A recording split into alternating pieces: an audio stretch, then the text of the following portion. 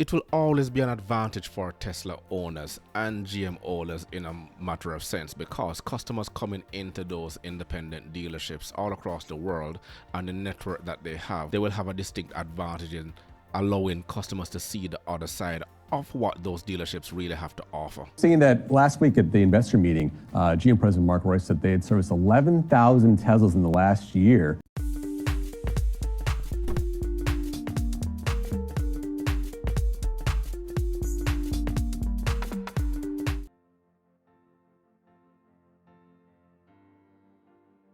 Hello everyone, welcome back to another episode of Parts Talk. Thank you for joining me. I appreciate each and every one of you. Now, today's topic, we're going to be featuring an article that says GM dealers have been quietly repairing Teslas for over a year. In an investor call, GM President Mark Royce revealed that the automaker started offering maintenance and repair services to Tesla owners sometime back in 2021. For those of you who are familiar with the automotive space, Tesla and GM have been going at it head to head. Tesla has been acquiring some of GM's old factories, which GM themselves went on and closed down and laid off quite a number of staff in order to consolidate its operations, because they want to compete with Tesla head on in terms of going full electric. Now, without further ado, let's go into this feature.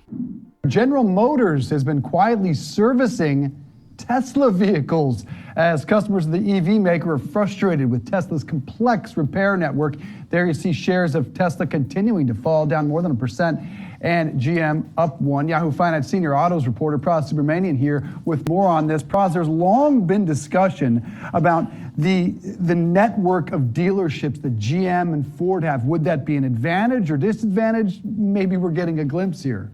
Not just for GM owners, right? It's for an advantage for Tesla owners. So, it will always be an advantage for Tesla owners and GM owners in a matter of sense, because customers coming into those independent dealerships all across the world and the network that they will have a distinct advantage in allowing customers to see the other side of what those dealerships really have to offer. Saying that last week at the investor meeting, GM President Mark Royce said they had serviced 11,000 Teslas in the last year. At GM service centers. So this is kind of speaking to a pain point of Tesla ownership, is that there aren't that many service centers to begin with, let alone, and there's not, and every state doesn't have one, right? So if you're out of state, you got to take it somewhere else, and GM. This report is quite rather short. It's less than 2 minutes, but I'm going to have to break into it.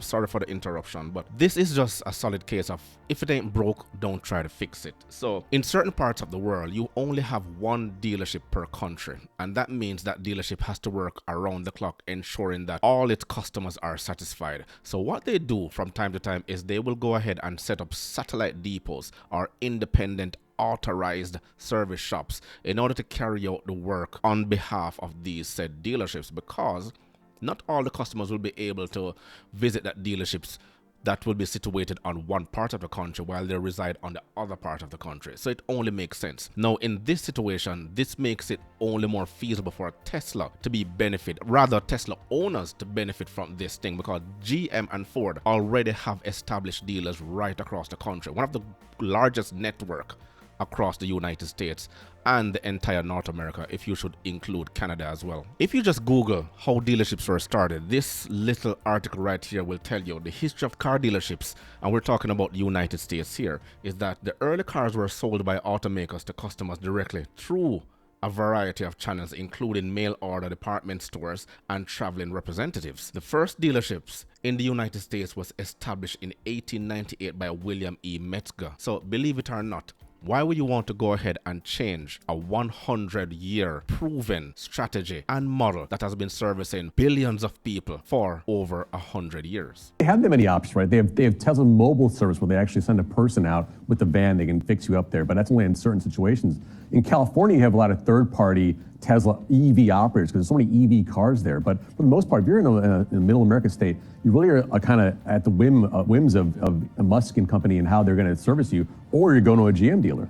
And this, Praz, is why I'm so bullish on GM and Ford now that they've turned their attention to the EV space. Going to be interesting to watch how Tesla fights back. Yeah, Praz, thank you. You have to remember that dealerships were created to be the forefront of the manufacturer's relationship to its customers. Hence, it's the customer's link to the market. So, like most franchise businesses, dealership management means putting the relationship between the manufacturer and its customer in the hands of independent businesses. So the dealer manages his businesses on two levels.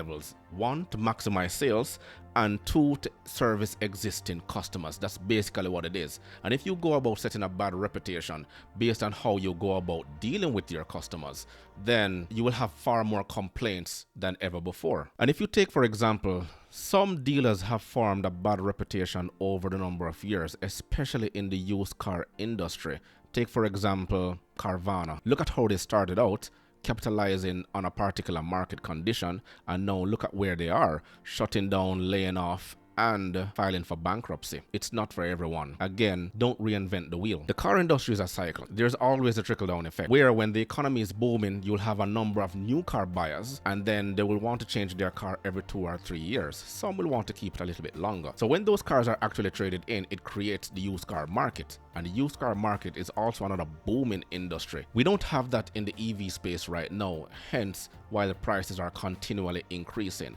And as more and more players come into the market, we're seeing more luxury brands being rolled out in the electric vehicle space. This makes it ever more expensive for the ordinary person to want to afford an EV. Electric vehicles have also presented a number of factors that have come into the market. So what do we learn here? Without the proper network in place, dealership network that is, you're going to have problems, because those are the ones who are going to push the numbers you require in order to reach those customers. The other situation on that element is why my challenge exists, is to talk about the parts and service aspect of it. After sales service is the key for customer retention and increased customer sales, and also repeat sales. If you don't have that in place, then your business won't be able to survive. Rather, your dealership network, if you so choose to have one in place. And for the car manufacturers who want to be rivals with Tesla, will want to look at their business model to ensure that they want to avoid certain situations. One such situation is one I'm about to show you right now. Me there Tesla, one of them service center. Yo, Tesla have one of it, I don't know. Me never know, so I saw them thing are the worst to blood clean. You want parts, you have to come at them blood clot place. Cause you call and you can't get through. I'm coming yesterday, the people want to tell me, say, me need a copy of the title, me need this, me need that in order for register, in order to get one blood clot part. Yo, Tesla, they put some blood clot fucker, you know. Big and serious. Yeah. Don't tell me I have to wait a month for to get all parts and all them something. So it's actually a rivalry between GM and Tesla. It's ongoing. The ones who benefit in the end directly are the customers, as it should be. Tesla and GMs are rivals. I know we're seeing that coming through on a day-to-day basis. Hopefully, the ones who benefit in the end are the customers and the end users. So let me know your thoughts on this. Remember to grab a copy of my ebook, The Parts Manager Guide. Please smash that like button on your way out. It will only take you 1.5 seconds to do so. Until next time.